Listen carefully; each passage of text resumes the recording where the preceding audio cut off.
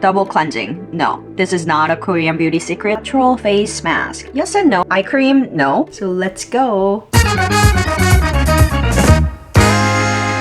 Hey guys, this is your Korean friend Sophie talking to you all about K-beauty secrets. So today I am going to talk about just that, K-beauty secrets. I've been watching these YouTube videos talking about K-beauty secrets and I noticed a lot of them are outdated or have some misinformation. So I'm gonna go through one by one, give my verdict and some key pointers as well. Okay, secret number one is sunscreens. This one is totally a yes. However, I think what's missing from the dialogue is, people talk a lot about how to apply sunscreen, which is, every 2 to 3 hours, you have to apply like this much. But people don't talk about how to properly remove sunscreens, which is just as important. And Koreans talk about this all the time, but I feel like no one talks about it in the US.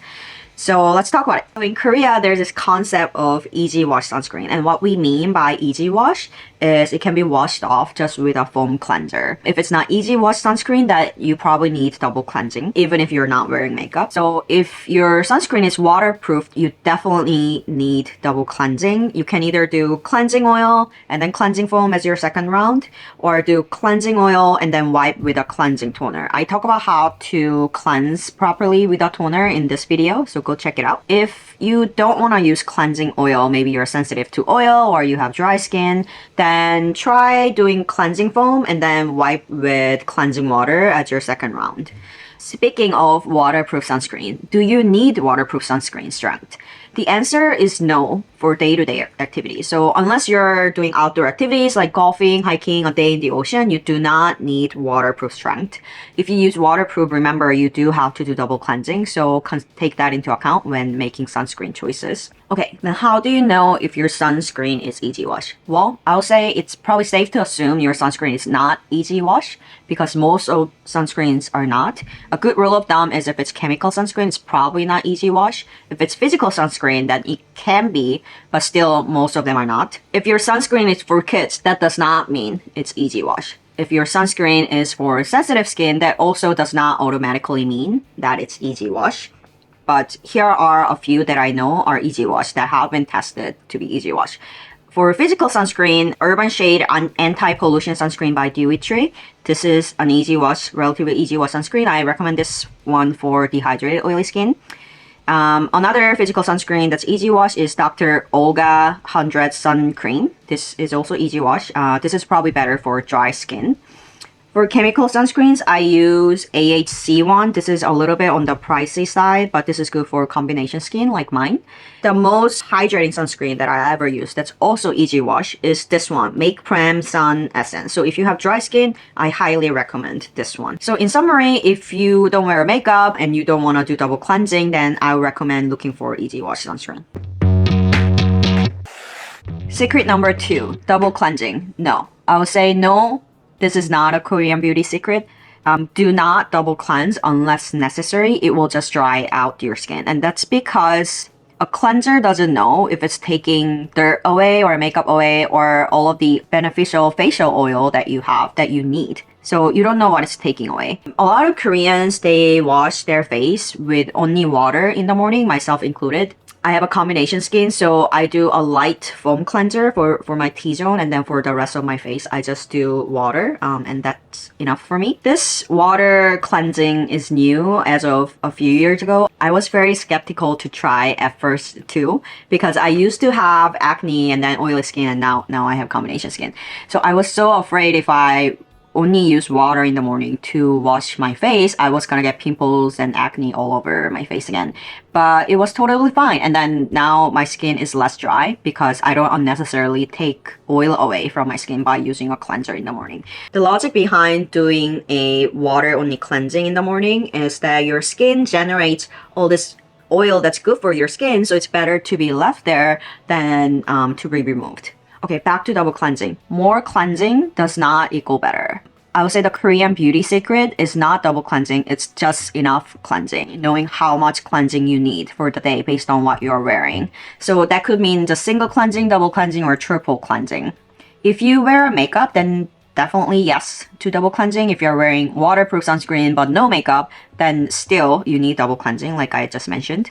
Big difference that I see between US and Korea is how people think about cleansing, the concept of cleansing. Cleansing can be done outside of your bathroom sink too, with a cleansing toner. And I think this concept of cleansing with a toner is so foreign in the US, but it's such a common concept in Korea. If you want to learn more about how to properly cleanse with a toner, watch my toner video. But there are basically two types of toners. There's a cleansing toner and then there's a hydrating toner. So if you wipe with cleansing toner, the physical motion also helps remove things, as well as the ingredients, chemical ingredients of the toner itself. So in summary, do not double cleanse unless you need to. Just figure out what's just enough amount of cleansing based on what you're wearing. Secret number 3, natural face mask. Yes and no, I'm not sure what they mean by natural, but doing one sheet mask per day used to be a big beauty trend in Korea, but not so much anymore. The thing about mask is that it's mostly for hydration, moisturization. And nowadays, there are other popular ways to moisturize your skin. For example, doing a mini mask with a toner pad. That's why these days, there are so many toner pads in Korea. You'll see them a lot at Olive Young, which is basically Korea's Sephora. Another thing about masks is that they have higher concentration of active ingredients. Maybe it has more ingredients for brightening or calming effect, or, for elasticity or lifting. It's one thing to have a higher doses of certain ingredients, but it's another to actually get it observed by the skin. Most skincare products, they cannot get past the top layer of the skin called epidermis. Even within epidermis, there are multiple layers. So what's popular these days are all these beauty devices that will help with deeper absorption. I have a lot of skincare devices too, but the most popular one these days that help with permeation is this HR booster by Medicube. I don't have this one, although I want to buy one because I already have 2 other devices that do similar stuff. But the reviews for this one are phenomenal. That's why I really want to try it so badly. This device basically imitates a Korean dermatology procedure called 물광주사, meaning aqua glow needle. So basically, it's a glass skin procedure that you can get at the Korean dermatologist, where they inject hydration underneath the top layer of your skin. So it's not greasy or anything on the outside, but you have so much hydration that's just shining through from inside. This is the conceptual image that Medicube has on their website to describe this device. So it's basically showing that this device tried to imitate this procedure, the aqua glow needle procedure. But this device is needleless. You can just use it at home 5 minutes a day. You can just use it as long as the device holds. For proper diet, totally yes for this one. I mean, Koreans are human, and basically nutritious meal will benefit any human being. I saw this top comment on one of the other K-beauty videos that says, Korean food is so unhealthy, it's greasy, so proper diet is not a K-beauty secret. Don't be fooled by those Korean dishes that appear on Netflix or YouTube that are so high carbs, so much sugar. The beauty conscious and wellness conscious Koreans, they don't really eat them. They limit their intake of these unhealthy foods by either just eating them on really rare occasions or just eating in moderation. So maybe a few chopsticks full and they'll stop eating it. A lot of my friends do that. Or if you're cooking at home, they substitute some of the ingredients with healthier ingredients, replacing sugar with allulose or replacing rice with cauliflower or konjac. There are so many chicken breast products that are so tasty, that are so easy to go. You just have to microwave it or you can just eat it as is. I mean, most of my Korean friends, they don't even eat dessert. I mean, they wouldn't even drink latte because it's too much calories. A lot of people drink Americano. Secret number 5, eye cream and hand cream. Eye cream, no. Hand cream, yes. Let's focus on eye cream. So most eye creams in the market, they're for hydration and elasticity, some brightening too sometimes. The consensus amongst Korean beauty experts like Korean dermatologists and Korean beauty YouTubers, the consensus is you don't really need to buy eye cream. Because a lot of face creams that people already have at home, they already have the same ingredients as eye cream. So there's no reason you have to buy eye cream separately. You can just use those face creams for your eyes. So look for ingredients like peptide, niacinamide, adenosine. I don't know how to pronounce this word in English. Adenosine. Anyways, there are no special ingredients, especially for the eye cream. A lot of those ingredients exist in higher content too in a lot of face creams. So eye cream, don't buy. I'll say just get a good face cream and apply it to your entire face as well as your eyes.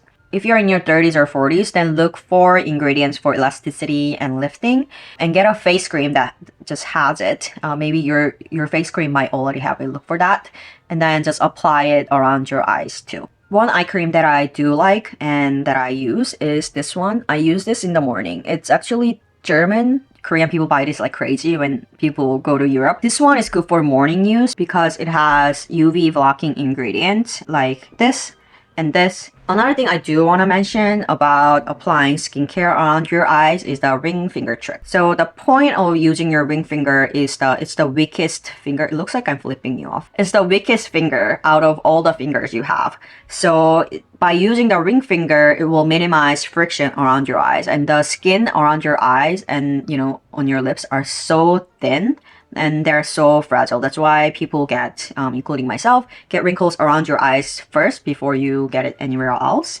So Koreans like to use this ring finger trick. It's just easier to minimize force when you're applying your skincare. And obviously that's not gonna make any difference overnight, but if you keep rubbing things really hard on your face for 5 years, 10 years, that's definitely gonna make a difference and you're gonna get more wrinkles because of that. So Koreans like to use the ring finger trick, but obviously it doesn't have to be the ring finger. The point is just, trying to be conscious about how much pressure you put on your skin when you're applying your skincare and even when you're cleansing as well. So try to be gentle when applying skincare products or cleansing, especially around your eyes. So those are my verdicts on 5 K-beauty secrets. I will do a follow-up video with another set of K-beauty secrets and my verdict. So look out for that and I'll see you in the next video.